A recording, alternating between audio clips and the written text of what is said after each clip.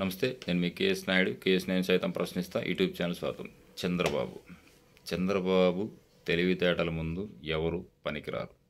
ఎందుకు చెప్తున్నానంటే, కానీ పెద్దలు సామెత చెప్పాను, తెలివితేటలు ఎక్కువైనా కూడా ఇబ్బంది అంట.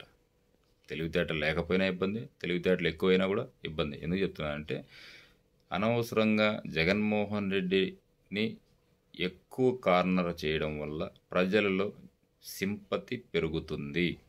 ఎందుకు చెప్తున్నానంటే, గతంలో కూడా 2019కి ముందు అంటే 2014 కానీ 2000 ఆ సందర్భంలో జగన్మోహన్ రెడ్డి మీద చేసిన ట్రోల్స్ ప్రజల్లో తెలియనటువంటి వ్యక్తులు కూడా జగన్మోహన్ రెడ్డి ఇతన అవునా అనేటటువంటి స్థాయికి వచ్చింది.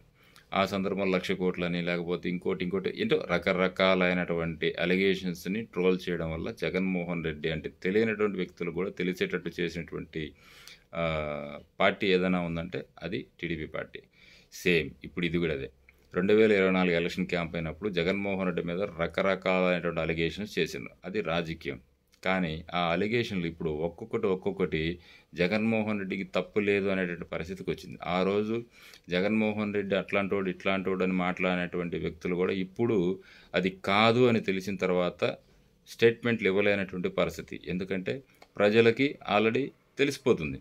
ఎందుకంటే నిన్న విశాఖ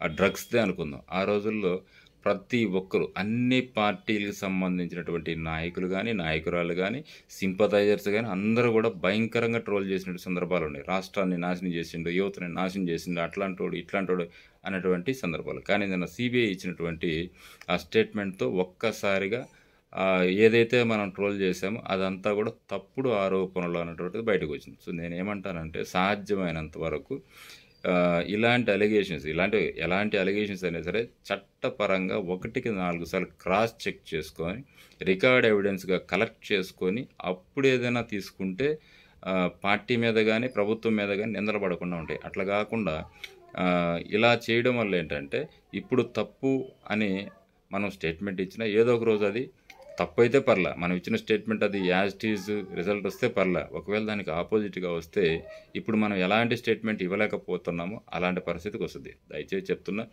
ప్రభుత్వం బాగుండాలి అనుకుంటే కొన్ని విషయాలు వదిలేయాలి.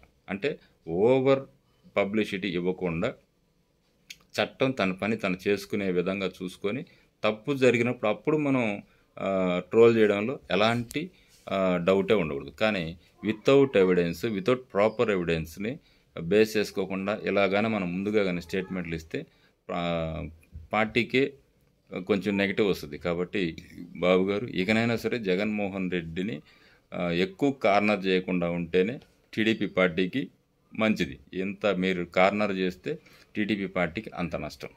ఆల్రెడీ నేను చెప్తూనే ఉన్నా, ప్రభుత్వం మీద దృష్టి పెట్టుకోవాలి, ప్రభుత్వ కార్యక్రమాల మీద దృష్టి పెట్టుకోవాలి, వాటి మీద వెళ్ళాలి తప్ప అనవసరమైన విషయాలకు వెళ్తే ప్రజలకు అనుకుంటున్నాం ప్రజలు మనల్ని ఏమీ థింక్ చేయట్లేదు మన గురించి, మన ప్రభుత్వం బాగుందని మనం అనుకుంటున్నాం. లేదు, అది గ్రౌండ్ లెవెల్లో మన సింపథైజర్స్ మాత్రం మనకు పాజిటివ్గా చెప్పొచ్చేమో, కానీ న్యూట్రల్గా ఉండేటటువంటి వ్యక్తులు మాత్రం ఖచ్చితంగా ప్రతిదీ గత ప్రభుత్వానికి ప్రస్తుత ప్రభుత్వానికి బేరీజు వేసుకుంటున్నారు. సో దాన్ని బట్టి చూస్తే ఖచ్చితంగా మనం కానీ అలర్ట్ కాకపోతే రానున్న రోజుల్లో టీడీపీ పార్టీకి కొంచెం ఇబ్బంది అయ్యేటటువంటి పరిస్థితే వస్తుంది. కాబట్టి జాగ్రత్తగా ఉండవలసిన బాధ్యత ఉంది. అధిక కార్యకర్తలు కానీ నాయకులు కానీ కంట్రోల్ చేయాల్సినటువంటి బాధ్యత కూడా ఉంది. వాళ్ళు చేసేటువంటి ఆగడాలు మీ దృష్టికి వస్తున్నాయో లేదో తెలియదు, కానీ ప్రజలైతే మాత్రం కొంచెం ఇబ్బంది పడుతున్నారు. దృష్టిలో పెట్టుకోండి. Thank you.